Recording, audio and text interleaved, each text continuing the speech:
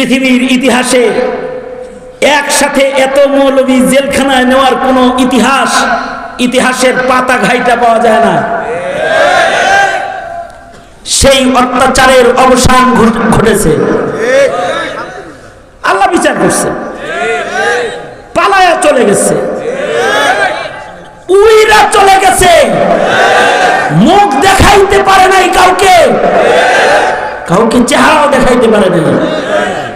জন্মের বিচারকারীকে হ্যাঁ হয় নাই, চিল্লায় আওয়াজ করে সবাই মিলে বলেন কে?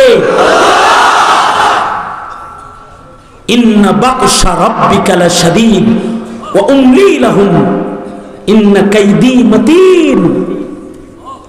আল্লাহ ধরলে ধরেন, সেরকমই ধরেন। আল্লাহ যে কিরকম ধরা ধরছে এটার একটু আন্দাজের লজ্জত নিতে যদি কারোর মনে চায়, তাইলে একটু গণভবন দেখে আসার দাওয়াত করা হলো।